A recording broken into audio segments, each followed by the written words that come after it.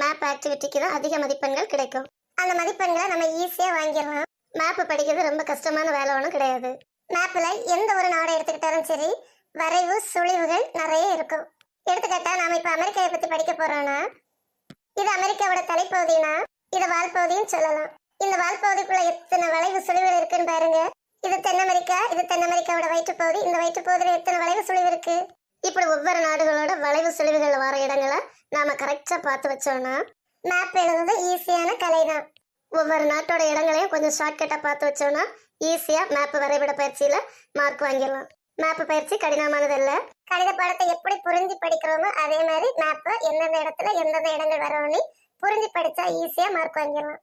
சமூக அறிவியல் வினா விட எழுதுறதுக்கு நிறைய டைம் ஆகும், நிறைய படிக்க வேண்டியிருக்கும். ஆனா மேப்பை ஷார்ட்கட்டா புரிஞ்சு படிச்சோம்னா ஈஸியா எழுதிடலாம்.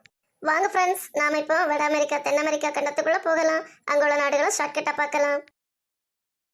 மோனே குமார், எங்க வேக வேகமா ஓடுற? உங்களுக்கு கண்ணு தெரியலையாமா? மாடு முட்டை வருதாதான் வேக வேகமா ஓடுறேன். இவ்வளவு வேகமா ஓடி அமெரிக்காவை கண்டுபிடிச்சிடாதடா. அமெரிக்காவை ஏற்கனவே அமெரிக்க வெஸ்பிக்கு கண்டுபிடிச்சாச்சு தானே. எனக்கு ஒரு ஆசை, எல்லாரும் அமெரிக்காவில போய் குடியேறி கிரீன் கார்டு எல்லாம் வச்சிருக்காங்க. கிரீன் கார்டுனா நமக்கு தந்திருக்க ரேஷன் கார்டு தானே. இல்லடா, அங்க உள்ள குடியுரிமை கார்டு. யாமவே கிரீன் கார்டு வாங்காட்டாலும் ஒரு நாளாவது அமெரிக்காவில் கால் சவுட்டிட்டு வர மாட்டானான்னு ஆசை. உங்க ஆசையை நிறைவேற்றிட்டா போச்சு. அதுக்கு என்ன இவ்வளவு வருஷம் காத்திருக்கணும்? நீ வளர்ந்து பெரிய ஆளான அப்புறம் தானே நிறைவேற்ற முடியும். அம்மா ஆசைப்பட்டுட்டீங்கல்ல, உடனே நிறைவேற்றி காட்டுறேன் பாருங்க. எப்பவுமே அம்மாவோட ஆசை தான் பிள்ளையோட ஆசை. பாருங்கம்மா, நான் வீட்டுல இருந்து இப்படி ஓடி இந்த உலகத்தை சுத்தி அமெரிக்காவை கண்டுபிடிச்சிட்டேன். நீ சும்மா இருக்க மேப்பை எடுத்து வச்சுட்டு சைக்கிள் சவுட்டிட்டு இருக்கேன். பெரிய அமெரிக்க வெஸ்போகியின் மனசுல நினைப்பு. அம்மாவோட ஆசை ஏன்டா இப்படி ஏமாத்துற? எங்க சோசியல் டீச்சர் உலக உருண்டை எடுத்து வச்சுக்கிட்டு இதான் வட அமெரிக்கா இதான் தென் அமெரிக்கான்னு கட்டி வந்தாங்க. அதனால நான் எவ்வளவு ஈஸியா அமெரிக்காவை கண்டுபிடிச்சு அதுல கால் சவுட்டிட்டு வந்துட்டேன் பாருங்க. ஃப்ரெண்ட்ஸ், உங்களுக்கு அமெரிக்காக்கு போனோம்னா இதே வழியை ஃபாலோ பண்ணுங்க. சீக்கிரமா போயிட்டு வந்துடலாம். காசு செலவில்லாம போயிட்டு வந்துடலாம். உலகத்துல மொத்தம் எத்தனை கண்டங்கள் உண்டு? 7 கண்டங்கள். அவை என்னெல்லாம் தெரியுமா? உலகில் முதலாவது பெரிய கண்டம் ஆசியா, 2வது பெரிய கண்டம் ஆப்பிரிக்கா, 3வது பெரிய கண்டம் வட அமெரிக்கா, 4வது பெரிய கண்டம் தென் அமெரிக்கா, 5வது பெரிய கண்டம் அண்டார்டிகா, 6வது பெரிய கண்டம் ஐரோப்பா, 7வது பெரிய கண்டம் ஆஸ்திரேலியா. ஃப்ரெண்ட்ஸ், நாம இப்போ 3வது மற்றும் 4வது பெரிய கண்டத்தை பத்தி பார்ப்போமா? 3வது பெரிய கண்டம் வட அமெரிக்கா, 4வது பெரிய கண்டம் தென் அமெரிக்கா. வட மற்றும் தென் அமெரிக்காவை நாம அமெரிக்காக்கள் அப்படின்னு சொல்லலாம். இந்த அமெரிக்கா கண்டம் எங்க தெரியுமா இருக்கு? பூமியில மேற்கு அரைக்கோள பகுதியில இருக்கு. இதை நம்ம புதிய உலகம் அப்படின்னு சொல்லலாம். வட அமெரிக்கா தென் அமெரிக்கா கண்டங்களும் அவற்றை சுற்றியுள்ள தீவுகளும் அமெரிக்கா கண்டத்தில் அடங்கியுள்ளன. அமெரிக்கான்னு சொல்ல பேர அமெரிக்க வெஸ்பகியின் நினைவாக ஜெர்மன் வரைபட வல்லுநரான மார்டினர் வாக்ஸ்முல்லர் மற்றும் மத்தியாஸ் ரிங்மேன் ஆகியோரால் அமெரிக்காவிற்கு அமெரிக்கா என பெயரிடப்பட்டது. இந்த வட அமெரிக்கா கண்டம் வடக்கு மற்றும் மேற்கு அரைக்கோளங்களில் உள்ளது. இந்த வட அமெரிக்காவுக்கு வடக்கே ஆர்டிக் பெருங்கடலும், கிழக்கே வட அட்லாண்டிக் பெருங்கடலும், மேற்கே பசிபிக் பெருங்கடலும், தெற்கே கரிபிய கடலும் அமைந்துள்ளன. மக்கள் தொகையின் அடிப்படையில் இது 4வது பெரிய கண்டம். இதன் மொத்த பரப்பளவு 95,40,000 சதுர கிலோமீட்டர். இதில் மொத்தம் 23 நாடுகள் உள்ளன. தென் அமெரிக்கா கண்டமானது மேற்கு அரைக்கோள பகுதியில் முழுமையாக அமைந்துள்ளது. இதன் மேற்கு பகுதியில் பசிபிக் பெருங்கடலும், வடக்கு மற்றும் கிழக்கு பகுதியில் அட்லாண்டிக் பெருங்கடலும், வடமேற்கு பகுதியில் கரிபிய கடலும் அமைந்துள்ளன. இதில் மொத்தம் 12 இறையாண்மை பெற்ற நாடுகள் உள்ளன. இதன் மொத்த பரப்பளவு 68,90,000 சதுர கிலோமீட்டர். இது உலகில் 5வது பெரிய கண்டமாகும். கனடா, இது வட அமெரிக்காவில் உள்ள நாடு. உலகிலேயே 2வது பெரிய நாடு.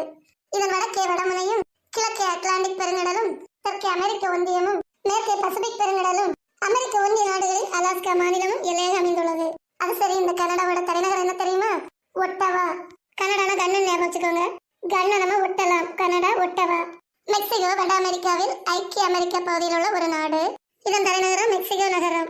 இந்த வளைவை ஞாபகம் வச்சுக்கோங்க ஃப்ரெண்ட்ஸ். இந்த வளைந்த பகுதியில மிடில் இருக்கு மெக்சிகோ. இப்ப நாம பார்க்க போற நகரம் சான் பிரான்சிஸ்கோ நகரம். இது கலிபோர்னியா மாநிலத்தின் முதன்மை நகரமாகும். புனித பிரான்சிஸின் நினைவாக சான் பிரான்சிஸ்கோ என பெயரிடப்பட்டது. இந்த வளைந்த பகுதியில முதல்ல இருக்குது சான் பிரான்சிஸ்கோ. மெக்சிகோக்கு கீழே இருக்க நாடு குவாதமாலா. இது குவாதமாலா நகரம் என அழைக்கப்படுகிறது. அதிக மக்கள் தொகை கொண்ட நாடு. வட அமெரிக்காவில் அமைந்துள்ளது. இதன் தலைநகரம் குவாதமாலா நகரம். எல் சால்வடோர் இந்த வளைந்த பகுதிக்கு பக்கத்துல இருக்கு. இது வட அமெரிக்காவில் உள்ள ஒரு நாடு. வட அமெரிக்காவில் மக்கள் தொகை அடர்த்தி அதிகமாக உள்ள நாடு. எல் சால்வடோர் தலைநகரம் சான் சால்வடோர். இருந்து சான் வரும். இந்த வளைந்த பகுதியை ஞாபகம் வச்சுக்கோங்க. இதுக்கு பக்கத்துல உள்ள இருக்குது நிகராகுவா. மத்திய அமெரிக்காவில் மிகப்பெரிய ஜனநாயக குடியரசு. இதன் தலைநகரம் மெனகுவா. வட அமெரிக்காவோட வால்பகுதியோட எண்ட்ல இருக்குது கோஸ்டாரிக்கா. மத்திய அமெரிக்காவில் உள்ள குடியரசு நாடு. இயற்கை எழில்மிக்க நாடு. கோஸ்டாரிக்காவோட தலைநகரம் சான் கொசே. பனாமா மத்திய அமெரிக்காவின் தென் முனையில் உள்ள நாடு. தரை வழியாக வட அமெரிக்காவையும் தென் அமெரிக்காவையும் இணைக்கும் நாடு பனாமா நாடு. வட அமெரிக்காவோட முனையில இருக்கு. இதன் தலைநகரம் பனாமா சிட்டி. இது தென் அமெரிக்காவோட தலைப்பகுதி. தென் அமெரிக்காவோட தலைப்பகுதியில் இருக்க நாடு கொலம்பியா. கொலம்பியாவோட தலைநகரம் பொகோட்டா. இந்த கொலம்பியாவை வச்சுதான் கொலம்பியா விண்கலம் அப்படின்னு நம்ம சொல்றோம். பொலிவியா தென் அமெரிக்காவில் உள்ள மிக முக்கியமான நகரம். சுக்ரே லாபாஸ் பொலிவியாவின் நிர்வாக தலைநகரம். தென் அமெரிக்காவின் வயிற்றுப்பகுதியில் இருக்கும் நாடு பெரு. இது ஒரு மெகா டைவர்ஸ் நாடு. பெரு உலகில் 19வது பெரிய நாடு. தென் அமெரிக்காவில் 3வது பெரிய நாடு. பெரு நாட்டின் தலைநகரம் லிமா. சிலி தென் அமெரிக்காவில் உள்ள ஒரு நாடு. இதை பாருங்க ஃப்ரெண்ட்ஸ், இது தென் அமெரிக்காவோட வால் பகுதியில் இருக்கு. இந்த நாட்டை இயற்கை விளைவுகளின் விளைநிலம் அப்படின்னு சொல்லலாம். சிலியோட தலைநகரம் சாண்டியாகோ. பகாமாஸ் 1492 பகாமாஸ் தீவுகளை கண்டுபிடித்த முதல் ஐரோப்பியர் கிறிஸ்டோபர் கொலம்பஸ். இந்த பகாமாஸ் எங்க இருக்கு தெரியுமா? அட்லாண்டிக் பெருங்கடல்ல 2000 மணல் மேடுகளையும் 700 தீவுகளையும் கொண்ட ஒரு நாடு. ஐக்கிய அமெரிக்காவில் புளோரிடா மாநிலத்திற்கு கிழக்கு திசையில், கியூபாவிற்கும் கரீபியாவிற்கும் வடக்கில் பிரிட்டிஷ் ஆட்சியை கடந்த கடல் பகுதி. பகாமாஸோட தலைநகரம் நேசோ. நேசோ ரொம்ப மாஸ் காட்டிடும். கியூபா உலகின் சர்க்கரை தேசம் என அழைக்கப்படும் நாடு. கியூபாவின் தலைநகரம் ஹவானா. வட கரிபிய கடல் மெக்சிகோ கூட கரைக்கும் இடத்தில் அமைந்துள்ளது. ஜமைக்கா தீவுகளின் நாடு என அழைக்கப்படுகிறது. இது கரிபிய கடலில் அமைந்துள்ளது. இதன் தலைநகரம் கிங்ஸ்டன். கயானா தென் அமெரிக்கா கண்டத்தில் கரீபிய கடற்கரையில் அமைந்துள்ள நாடு. இதன் தலைநகரம் ஜார்ஜ் டவுன். இங்குள்ள முக்கியமான நகரங்கள் George Town, new Amsterdam. Suriname தென் அமெரிக்காவில் உள்ள மிக சிறிய நாடு. இதன் தலைநகரம் பியாரே மரிபோ. பராகுவே தென் அமெரிக்காவின் மத்திய பகுதியில் அமைந்துள்ளது. பராகுவே ஆற்றின் கரையில் அமைந்துள்ளது. நிலத்தால் சூழப்பட்ட நாடு. இதன் தலைநகரம் அசின்சியான். உருகுவே தென் அமெரிக்காவில் உள்ள நாடு. இங்குள்ள பழங்குடி மக்களின் மொழி உருகுவே. உருகுவே என்றால் குரானி மொழியில் பறவைகளின் ஆறு என்று பெயர். உருகுவேயின் தலைநகரம் மொண்டிவிடியோ. தென் அமெரிக்காவின் வால் பகுதியில் இருக்க நாடு அர்ஜென்டினா. இது தென் அமெரிக்காவில் உள்ள 2வது பெரிய நாடு. சோயாபீன்ஸ், கோதுமை, இறைச்சி, ரோமம், ஒயின் அதிகமாக இங்கு கிடைக்கும். கால்பந்தாட்டம் இங்குள்ள சிறந்த விளையாட்டு.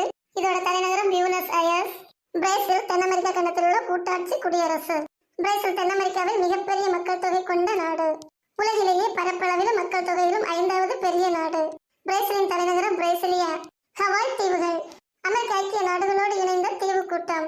இந்த தீவு கூட்டமானது அமெரிக்க ஐக்கிய நாடுகளின் பிரதான நிலப்பகுதியிலிருந்து 3700 கிலோமீட்டர் தொலைவில் அமைந்துள்ளது. இந்த ஹவாய் தீவு கூட்டம் வட பசிபிக் பெருங்கடலில் அமைந்துள்ளது. ஹவாய் தீவுகளின் தலைநகரம் கொனலுலு. ஃப்ரெண்ட்ஸ், நாம் அமெரிக்கா கண்டத்தில் உள்ள எல்லா நாடுகளையும் பார்த்தாச்சு. அந்த நாடுகளை இப்போ ஷார்ட்கட்டா பார்ப்போமா? கனடால வாழ்ந்த என்னோட சான் பிரான்சிஸ்கோனா சான்னா சன்னு ஞாபகம் வச்சுக்கோங்க. என்னோட சன்னு பிரான்சிஸ். மெக்சிகோனா மிக்சி ஞாபகம் வச்சுக்கோங்க. ஒரு மிக்சிய வாங்கி குவாதமாலானா குவாதம் ஆட்டணும். குவாதம் ஆட்டினால மிக்சி ரிப்பேர் ஆயிடுச்சு. எல் சால்வடார்னு சொல்ல கடையில கொண்டு கொடுத்தான். அவன் மிக்சியை சரி பண்ண கொண்டு கொடுத்ததை நிகராகுவானா நிராகரிச்சுட்டாங்க. கோஸ்டாரிகானா கோஸ்டாரிகா கிட்ட கேஸ் போட்டாங்க. கேஸ் போட்டதெல்லாம் மிக்சிக்கு பனாமா பணம் கிடைச்சிச்சு. அடடே, நம்ம ஒரு மிக்சியை சரி பண்ண கேஸ் போட்ட பணம் கிடைக்குமான்னு ரொம்ப குழம்பிட்டாங்க. அதான் கொலம்பியா. அவங்களோட குழப்பம் எல்லாம் தீர்ந்து பொலிவாயிட்டாங்க. அதான் பொலிவியா. குழப்பம் தீர்ந்ததால பெருனா பெருசா, சிலினா சிரித்துக்கிட்டு போனாங்க. கனடாவில் வாழ்ந்த என்னோட சன் பிரான்சிஸ்கோ மெக்சிகோனா மிக்சி. அவனோட மிக்சி குவாது மாட்டினதால ரிப்பேர் ஆச்சு. எல் சல்வடார் கடையில சரி பண்ண கொடுத்தான். அவன் சரி பண்ண கொடுத்ததை நிகராகுவான நிராகரிச்சுட்டாங்க. கோஸ்டாரிகானா கேஸ் போட்டான். ரிகா கேட்ட அதனால பனாமா பணம் கிடைச்சிச்சு. மிக்சிக்கு பணம் கிடைக்குமான்னு குழம்பிட்டான். அவனோட குழப்பம் நீந்து பொறிவாயிட்டான். அதனால பெருசா சிரிச்சுக்கிட்டு போகணும். அமெரிக்கா ஐக்கிய நாட்டுல பகான்னு ஒரு படம் மாசா இறங்குச்சு. அந்த படத்தை பார்க்க கியூபானா கியூல மக்கள் நின்னாங்க. மைக்கானா மைக்கு ஞாபகம் வச்சுக்கோங்க.